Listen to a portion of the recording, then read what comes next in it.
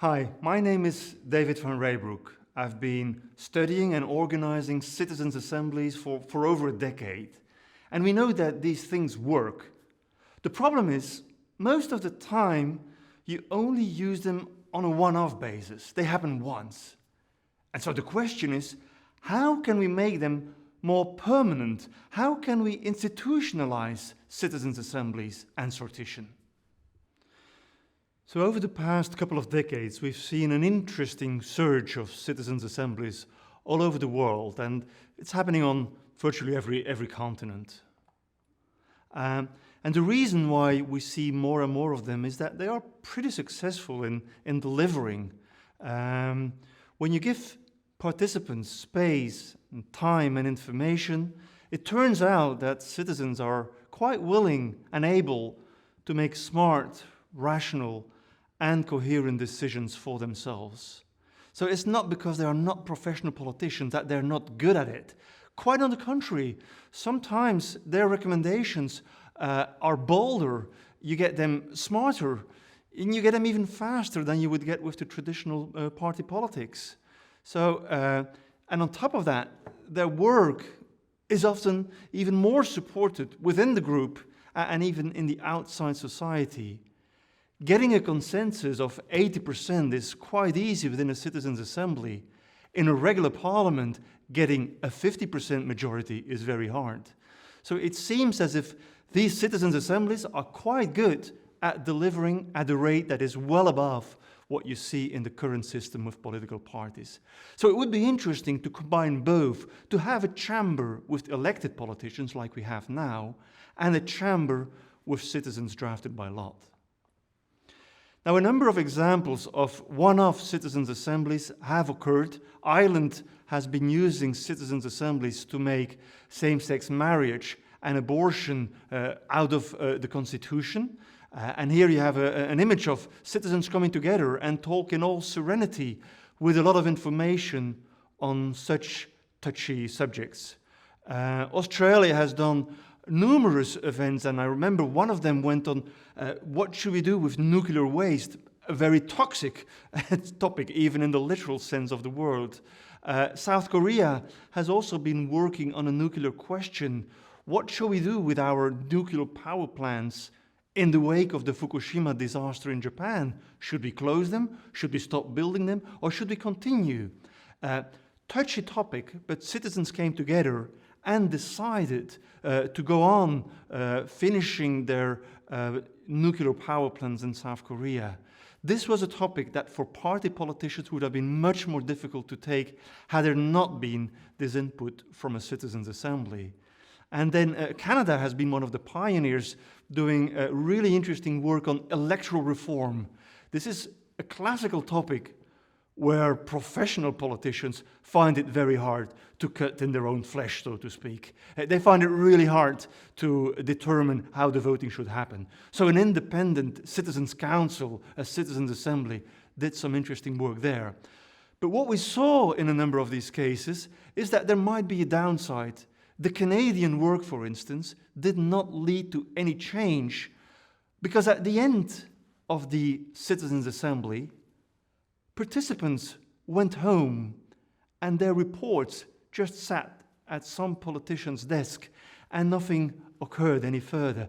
We basically need citizens that can continue to nag politicians about the change the assemblies have been recommending. Because what we see now is that not all good work leads to actual change. So how are we going to make the transition from what has been decided in a citizens' assembly to what are politicians going to do with this? This is called the problem of transmission. This is on the political follow-up or uptake of the citizens' assembly. Well, it might be interesting to look at a small European country, which happens to be the country I am from. It's Belgium, small country in northwestern Europe, famous for its 3 linguistic communities. Most people know that it's a bilingual country with Dutch, Flemish being spoken in the north and French in the south. But in the very east, the part that is indicated in green on this map, there is a tiny minority that actually speaks German. And it turns out it has competences making it the world's smallest federal entity. They are tiny, but they do have powers comparable to Scotland or Catalonia or North Rhine-Westphalia in Germany. And at a given day, the minister-president, I had an appointment with him, Minister-President Oliver Page, and he said, like, well, we have the competences comparable to Scotland, but we are tiny. We only have 80,000 inhabitants. Why do we not try to become the laboratory for democratic innovation in Europe? Which I thought was quite brave. And he said, like, let us become this laboratory for democratic innovation. Maybe others can learn from us.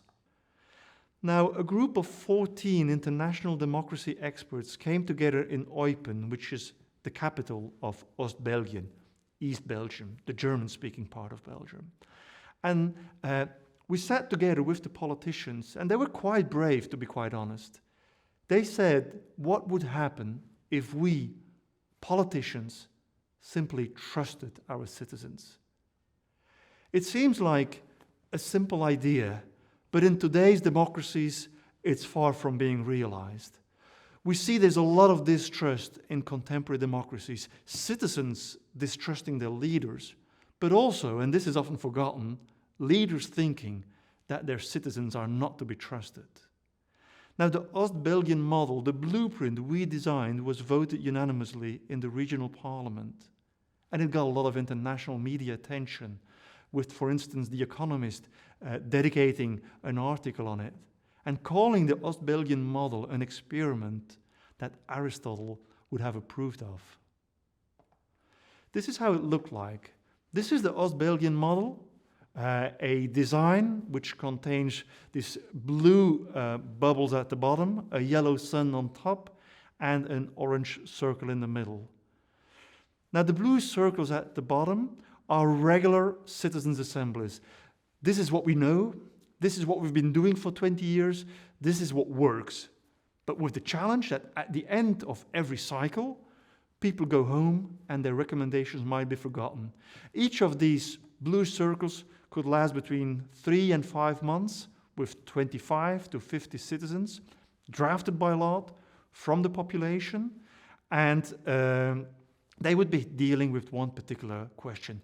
But again, if they go home at the end of such a bubble, they go home and there's always the danger that their good work is forgotten. And so the yellow sun is this other group of citizens able to nag politicians on the work that has been done in the blue circles. This is the Permanent Citizens Council. It has 24 members. They are drafted by lot from previous participants of citizens' assemblies, and they sit there for a year and a half. Now, this is much longer than the 3 months of the people in these blue circles. These are really sparring partners for elected politicians in the parliament. And the work they do consists of 2 things. They set the agenda for the blue circles, for the citizens' assemblies, and they are the ones, secondly, who take care of the recommendations, making sure that they are not forgotten.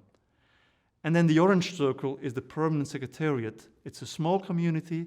This is one lady doing a fantastic job in making sure that the Citizens' Council and the Citizens' Assemblies run smoothly. This is what it looks like. And basically, it comes down to the idea that next to the elected parliament with elected citizens, you have something that you could describe as a people's senate with citizens drafted by lot.